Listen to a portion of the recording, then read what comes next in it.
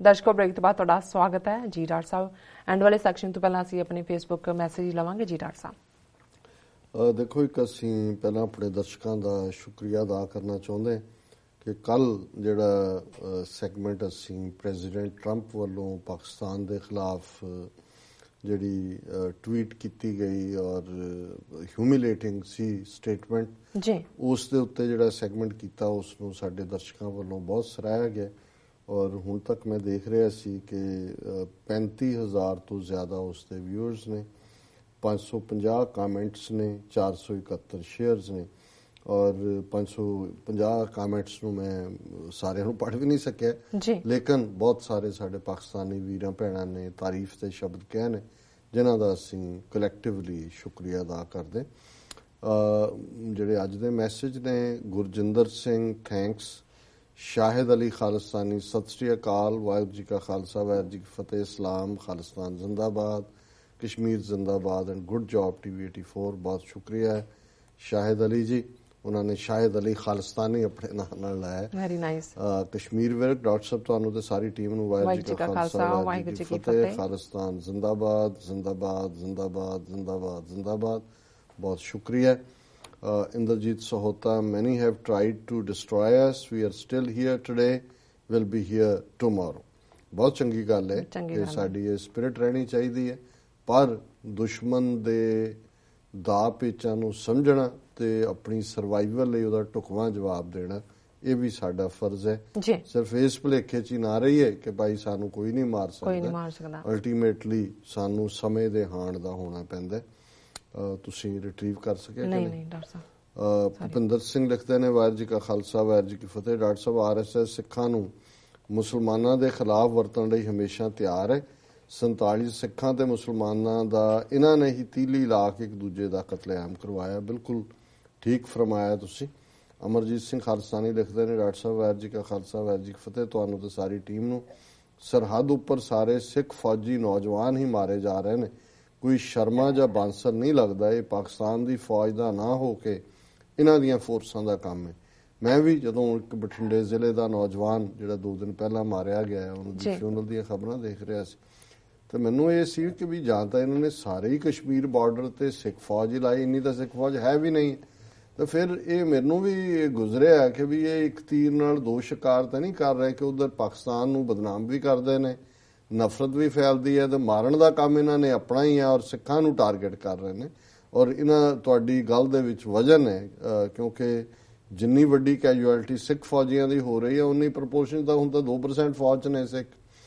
Nawaz Chaudhary, Khalistan Pakistan friendship ਜ਼ਬਰਦਸਤ and ਜ਼ਿੰਦਾਬਾਦ। ਬਹੁਤ ਸ਼ੁਕਰੀਆ ਚੌਧਰੀ ਸਾਹਿਬ। ਦੀਪਕ ਪੰਡਾਲ, ਜਿਮੀ ਸਿੰਘ ਢਿੱਲੋਂ, ਭੁਪਿੰਦਰ ਸਿੰਘ ਲਿਖਦੇ ਨੇ, ਭੁਪਿੰਦਰ ਸਿੰਘ ਡਾਕਟਰ ਸਾਹਿਬ ਫਿਰ ਸਿੱਧੇ ਸਿੱਖ ਕਿਉਂ ਨਹੀਂ ਬਣ ਜਾਂਦੇ?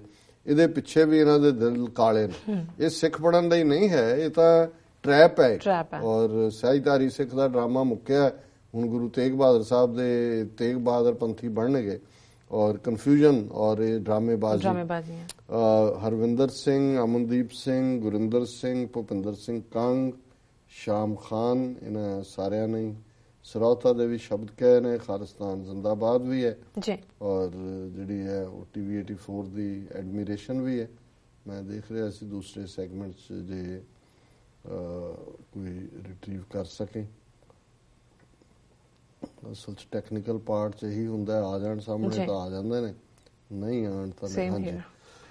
ਦੀਪਕ ਪੰਡਾਲ, ਜਗਦੀਪ ਸਿੰਘ, ਬੇਅੰਤ ਸਿੰਘ, ਜਮੀਤ ਸਿੰਘ ਢਿੱਲੋਂ, ਪ੍ਰਭਦਿਆਲ ਸਿੰਘ, ਸ਼ਮਸ਼ੇਰ ਸਿੰਘ, ਪਿੰਦਰ ਝਿੱਕਾ, ਨਿਰਮਲਜੀਤ ਖੱਟੜਾ, ਗੁਰਿੰਦਰ ਸਿੰਘ, ਇਹਨਾਂ ਸਾਰਿਆਂ ਨੇ ਬਰੀਫ ਕਮੈਂਟ ਲਿਖੇ ਨੇ। ਸੋ ਮੈਂ ਕਮੈਂਟ ਤਾਂ ਨਹੀਂ ਹੁਣ ਪੜ੍ਹ ਸਕਦਾ ਲੇਕਿਨ ਸਭ ਦਾ ਬਹੁਤ ਬਹੁਤ ਸ਼ੁਕਰੀਆ ਜੀ। ਡਾਕਟਰ ਸਾਹਿਬ ਐਂਡ ਵਾਲੇ ਇਸ ਬਾਰੇ ਤੁਹਾਡੇ ਕੀ ਵਿਚਾਰਾਂ ਨੇ? ਦੇਖੋ, ਇੱਕ ਪਾਸੇ ਤਾਂ ਜਿਵੇਂ ਮੈਂ ਕਿਹਾ ਕਿ ਵੀ ਜੋ ਮਹਾਰਾਸ਼ਟਰ 'ਚ ਇਹਨਾਂ ਨੇ ਕਰਵਾਇਆ ਉਹਨਾਂ ਨੇ ਫੀਲਡ BJP ਨੇ ਖੋਲ੍ਹ ਦਿੱਤਾ ਕਿ ਮਹਾਰਾਸ਼ਟਰ 'ਚ ਮਰਾਠੇ ਔਰ ਦਲਿਤ ਆਪਸ 'ਚ ਫਸਣ ਤੇ ਇੱਧਰ ਜਿਹੜੇ ਉੱਤਰ ਦੀ ਇਹਨਾਂ ਦੀ ਬੈਲਟ ਹੈ, ਨਾਰਥ ਦੀ, ਉੱਥੇ BJP ਆਪਣਾ ਕੰਮ ਕਰ ਰਹੀ ਹੈ। ਖਬਰ ਹੈ BJP MLA says India for Hindus ਔਰ BJP MLA Vikram Saini who again waded into controversy with the claim that India is a country for Hindus as it is known as Hindustan on Wednesday clarified ਕਿ ਵੀ ਉਹ ਮੁਸਲਮਾਨਾਂ ਦੇ ਖਿਲਾਫ ਨਹੀਂ ਹੈ। ਹਾਲਾਂਕਿ ਉਹਨੇ ਪਬਲਿਕਲੀ ਇਹ ਖਟੌਲੀ ਤੋਂ MLA ਹੈ ਜੀ, he publicly said on Monday that irresponsible leaders had allowed some Muslims to live in India. ਉਹਨਾਂ ਨੇ ਕਿਹਾ ਜੀ ਮੁਸਲਮਾਨ ਤਾਂ ਸਾਰੇ ਕੱਢ ਦੇਣੇ ਚਾਹੀਦੇ ਸੀ, ਇਹ ਗੈਰ ਜ਼ਿੰਮੇਵਾਰ ਲੋਕਾਂ ਨੇ ਉਹਨਾਂ ਨੂੰ ਇੱਥੇ ਰਹਿਣ। During partition due to Muslims, the Hindus are facing problems in the country. If Muslims had not stopped in India, property of crores would be of the Hindus. ਉਹਨੇ ਕਿਹਾ ਜੀ ਜੇ ਇਹਨਾਂ ਨੂੰ ਤੁਸੀਂ ਕੱਢ ਦਿੰਦੇ ਕਰੋੜਾਂ ਰੁਪਏ ਇਹਨਾਂ ਦੀ ਪ੍ਰਾਪਰਟੀ ਸਾਡੀ ਹੋਣੀ ਸੀ। ਔਰ ਯਾਦ ਰਹੇ ਕਿ ਵੀ ਇਹ ਉਹੀ ਬੰਦਾ ਹੈ ਜਿਹਨੇ ਉਸ ਤੋਂ ਪਹਿਲਾਂ ਜਿਹੜਾ last year Saini sparked controversy when he threatened to break the limbs of those who kill and disrespect cows. ਉਹਨੇ ਕਿਹਾ ਜੀ ਜਿਹੜੇ ਗਾਂ ਮਾਤਾ ਦੀ ਬੇਹੁਰਮਤੀ ਕਰੇਗਾ ਮੈਂ ਉਹਦੀਆਂ ਲੱਤਾਂ ਬਾਹਾਂ ਤੋੜ ਦਿਆਂਗਾ। ਔਰ ਇਹ ਉਹੀ MLA ਬਣਿਆ ਹੋਇਆ ਹੈ ਜਿਹੜਾ 2013 ਚ ਮੁਜ਼ੱਫਰਨਗਰ ਦੇ ਵਿੱਚ ਜਿਹੜੇ ਮੁਸਲਮਾਨਾਂ ਦੇ ਖਿਲਾਫ ਹਿੰਸਾ ਹੋਈ ਉਹਦਾ ਮੁੱਖ ਦੋਸ਼ੀ ਹੈ। ਸੋ ਇਹ ਗੱਲ ਦੱਸ ਰਹੀ ਹੈ ਵੀ ਕਿਵੇਂ ਵਿਦਨ ਦਾ ਕੰਟਰੀ RSS ਆਪਣੇ ਏਜੰਡੇ ਦੇ ਉੱਤੇ ਕੰਮ ਕਰ ਹੀ ਰਹੀ ਹੈ। ਔਰ ਫਿਰ ਅਸੀਂ ਦੇਖਦੇ ਹਾਂ ਵੀ ਪਾਰਲੀਮੈਂਟ 'ਚ ਸੁਸ਼ਮਾ ਸਵਰਾਜ ਤੇ ਕਾਂਗਰਸ ਦੇ ਸ਼ਸ਼ੀ ਥਰੂਰ ਦੇ ਵਿੱਚ ਇਸ ਗੱਲ ਤੇ ਡਿਬੇਟ ਹੋ ਰਹੀ ਹੈ। ਸੁਸ਼ਮਾ ਸਵਰਾਜ ਕਹਿੰਦੀ ਹੈ ਕਿ ਜੀ ਅਸੀਂ ਹੁਣ ਲੌਬੀ ਕਰ ਰਹੇ ਹਾਂ ਕਿ ਯੂਨਾਈਟਿਡ ਨੇਸ਼ਨਸ ਦੀ ਆਫੀਸ਼ੀਅਲ ਲੈਂਗੁਏਜ ਹਿੰਦੀ ਹੋਣੀ ਚਾਹੀਦੀ ਹੈ, ਵਨ ਆਫ ਦਾ ਲੈਂਗੁਏਜ। ਤਾਂ ਸ਼ਸ਼ੀ ਥਰੂਰ ਜਿਹੜਾ ਅੰਡਰ ਸੈਕਟਰੀ ਰਿਹਾ UN 'ਚ ਉਹਨੇ ਕਿਹਾ ਜੀ ਉੱਥੇ ਕੌਣ ਹਿੰਦੀ ਸਮਝਦਾ, ਜਦੋਂ ਤੁਹਾਡਾ ਜੇ ਕੋਈ ਨਹੀਂ ਆਉਂਦੀ ਕਿਸੇ ਪ੍ਰਾਈਮ ਮਿਨਿਸਟਰ ਨੂੰ ਉਹ ਜਾ ਕੇ ਇੰਟਰਪ੍ਰੇਟਰ ਲੈ ਲੇ। ਤੁਸੀਂ ਲੋਕਾਂ ਦਾ ਟੈਕਸ ਪੇਅਰ ਮਨੀ ਜਿਹੜੀ ਹੈ ਮਿਲੀਅਨਸ ਆਫ ਡਾਲਰਸ ਕਿਉਂ ਸਪੈਂਡ ਕਰਨੇ ਨੇ। ਪਰ ਉਹ ਕਹਿੰਦੀ ਹੈ ਕਿ ਵੀ ਇਹ ਜਿਹੜੇ ਨਹੀਂ ਅਸੀਂ ਜਿਹੜੀ ਹੈ ਸਾਡਾ ਪ੍ਰਾਈਡ ਹੈ ਹਿੰਦੀ ਦੇ ਨਾਲ ਜੁੜਿਆ ਹੋਇਆ ਔਰ ਇਹ ਜਿਹੜੀ ਹੈ ਇਹ ਸਾਰੇ ਨੂੰ ਅਸੀਂ ਲਾਗੂ ਕਰਾਉਣਾ ਹੀ। ਸੋ ਇਹਨਾਂ ਦੇ ਲਈ ਜਿਹੜਾ ਹਿੰਦੂ ਇਸ ਪਾਸੇ ਉਹ ਸਭ ਨੂੰ ਹਿੰਦੂ ਬਣਾ ਰਿਹਾ, ਕਹਿ ਰਿਹਾ ਮੁਸਲਮਾਨਾਂ ਨੂੰ ਵੀ ਕੱਢ ਦਿਓ। ਇਹ UN 'ਚ ਵੀ ਹਿੰਦੀ ਲਿਆਉਣਾ ਚਾਹੁੰਦੇ ਨੇ ਔਰ ਜਿਹੜੇ ਮਾੜੇ ਮੋਟੇ ਇਹਨਾਂ ਨੂੰ ਲੱਗਦਾ ਵੀ ਇਹਨਾਂ ਦੀ ਇਸ ਨੀਤੀ ਨੂੰ ਚੈਲੰਜ ਨੇ ਉਹਨਾਂ ਨੂੰ ਉਹ ਦਲਿਤ ਮਰਾਠਾ ਪੜ੍ਹਾਉਣ ਦੀ ਲਾਈਨ ਹੋਏ, ਇੱਧਰ ਕਸ਼ਮੀਰੀ ਪੰਡਤਾਂ ਨੂੰ ਵਾੜ ਦਿਓ ਸਿੱਖਾਂ 'ਚ, ਗੁਰੂ ਤੇਗ ਬਹਾਦਰ ਪੰਥੀ ਬਣਾ ਕੇ ਤੇ ਫਿਰ ਸਿੱਖ ਆਪਸ 'ਚ ਬਹਿਸ ਕਰਦੇ ਰਹਿਣ ਵੀ ਕੌਣ ਸਿੱਖ ਹੈ ਤੇ ਕੌਣ ਨਹੀਂ ਹੈ। ਇਹ RSS ਆਪਣੇ ਏਜੰਡੇ ਦੇ ਉੱਤੇ ਪੂਰੀ ਮੁਸਤੈਦੀ ਦੇ ਨਾਲ ਅਮਲ ਕਰ ਰਿਹਾ। ਜੀ ਡਾਕਟਰ ਸਾਹਿਬ ਹੁਣ ਤੁਸੀਂ ਸਾਡੇ ਦਰਸ਼ਕਾਂ ਦੱਸ ਦਿਓ ਅੱਜ ਦਾ ਵਿਚਾਰ। ਅੱਜ ਦੇ ਵਿਚਾਰ ਲਈ ਅਸੀਂ ਆਸਾ ਰਾਗ ਦਾ ਸ਼ਬਦ ਗੁਰੂ ਨਾਨਕ ਸਾਹਿਬ ਦਾ ਆਸਾ ਘਰ ਤੀਜਾ ਮਹੱਲਾ ਪਹਿਲਾ ਚੁਣੇ। ਲੱਖ ਲਸ਼ਕਰ ਲੱਖ ਵਾਜੇ ਨੇਜੇ, ਲੱਖ ਉੱਠ ਕਰੈ ਸਲਾਮ, ਲੱਖਾਂ ਉੱਪਰ ਫਰਮਾਇਸ਼ ਤੇਰੀ, ਲੱਖ ਉੱਠ ਰਾਖੈ ਮਾਨ, ਜਾਂ ਪਤ ਲੇਖੈ ਨਾ ਪਵੈ, ਤਾਂ ਸਭ ਨਿਹਫਲ ਕਾਮ, ਹਰ ਕੇ ਨਾਮ ਬਿਨਾ ਜਗ ਧੰਦਾ, ਜੇ ਬਹੁਤਾ ਸਮਝਾਈਐ ਭੋਲਾ ਵੀ, ਸੋ ਅੰਧੋ ਅੰਧਾ ਰਹਾਓ।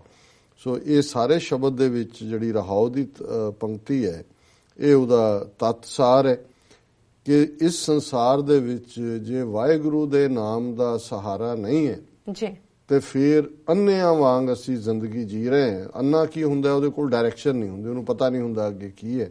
ਸੋ ਇਸੇ ਤਰ੍ਹਾਂ ਅਸੀਂ ਵੀ ਡੇ ਟੂ ਡੇ ਲਾਈਫ ਜਿਹੜੀ ਹੈ ਇੱਕ ਅੰਨੇ ਵਾਂਗ ਜਿਉਂਦੇ, ਜੇ ਬਹੁਤਾ ਸਮਝਾਈਏ ਭੋਲਾ ਵੀ ਸੋ ਅੰਧੋ ਅੰਧਾ। ਔਰ ਐਸਾ ਮਾਇਆ ਦਾ ਗਲੈਫਾ ਚੜਿਆ ਹੁੰਦਾ ਦਿਮਾਗ ਦੇ ਉੱਤੇ ਕਿ ਜੇ ਕੋਈ ਸਮਝਾਉਣ ਦੀ ਵੀ ਕੋਸ਼ਿਸ਼ ਕਰਦਾ ਹੈ, ਸਮਝਾਉਣਾ ਤਾਂ ਜਿਹੜੀਆਂ ਰੱਬ ਦੀਆਂ ਗੱਲਾਂ ਵਾਲੀਆਂ ਧਰਮ ਪੁਸਤਕਾਂ ਨੇ ਜਾਂ ਸਿਆਣੇ ਸੱਜਣ ਨੇ, ਪਰ ਉਸ ਅੰਨੇਪਨ ਦੇ ਵਿੱਚ ਬੰਦਾ ਜਿਹੜਾ ਹੈ ਉਹ ਤੁਰਿਆ ਜਾਂਦਾ ਹੈ, ਸਮਝਣ ਤੋਂ ਇਨਕਾਰੀ ਹੈ।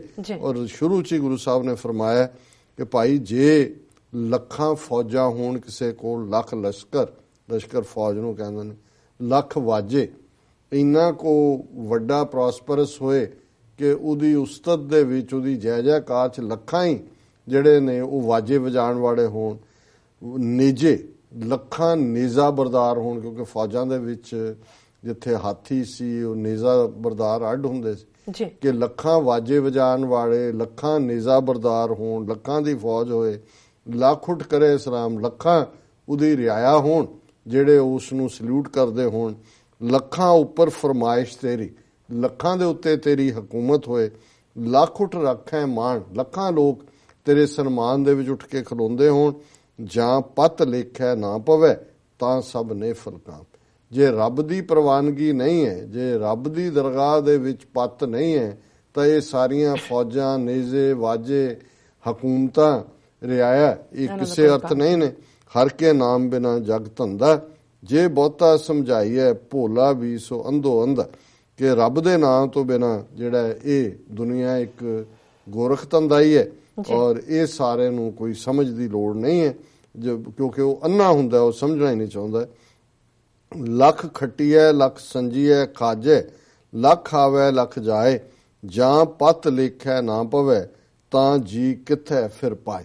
ਪਹਿਲਾਂ ਪੋਲੀਟੀਕਲ ਪਾਵਰ, ਰਾਜ ਭਾਗ, ਉਹਦੀ ਗੱਲ ਕੀਤੀ, ਫਿਰ ਧਨ ਦੀ ਗੱਲ ਕੀਤੀ ਕਿ ਭਾਈ ਲੱਖਾਂ ਖੱਟੇ ਹੋਣ, ਲੱਖਾਂ ਇਕੱਠੇ ਕੀਤੇ ਹੋਣ, ਲੱਖਾਂ ਖਾਦੇ ਹੋਣ, ਲੱਖ ਆਵੇ, ਲੱਖਾਂ ਰੁਪਈਏ ਆ ਰਹੇ ਨੇ, ਲੱਖਾਂ ਜਾ ਰਹੇ ਨੇ, ਜਾਂ ਪਤ ਲੇਖੈ ਨਾ ਪਵੇ, ਤਾਂ ਜੀ ਕਿੱਥੇ ਫਿਰ ਪਾਏ। ਜੇ ਨਿਰੰਕਾਰ ਦੀ ਦਰਗਾਹ 'ਚ ਪਤ ਨਹੀਂ ਹੈ, ਉਸ ਦੇ ਨਜ਼ਰਾਂ 'ਚ ਕਬੂਲ ਨਹੀਂ ਹੈ, ਤੇ ਇਹ ਲੱਖਾਂ ਨੂੰ ਕਿੱਥੇ ਫੂਕਣਾ, ਇਹਦੀ ਕੋਈ ਕੀਮਤ ਨਹੀਂ ਹੈ।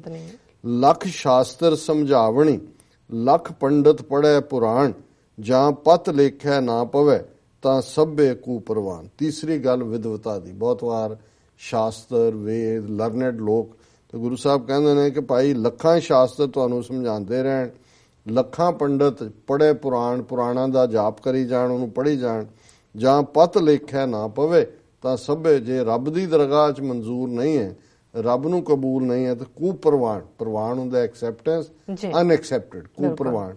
ਸਭ ਅਨਐਕਸਪੈਕਟਡ ਜਿਹੜੇ ਨੇ, ਅਨਐਕਸੈਪਟਡ ਨੇ। ਔਰ ਅਖੀਰਲੇ 'ਚ ਗੁਰੂ ਸਾਹਿਬ ਨੇ ਫਰਮਾਇਆ, ਸੱਚ ਨਾਮ ਪਤ ਉਪਜੈ, ਕਰਮ ਨਾਮ ਕਰਤਾਰ, ਅਹਨਸ ਹਿਰਦੇ ਜੇ ਵਸੈ, ਹਿਰਦੈ ਜੇ ਵਸੈ, ਨਾਨਕ ਨਦਰੀ ਪਾਰ।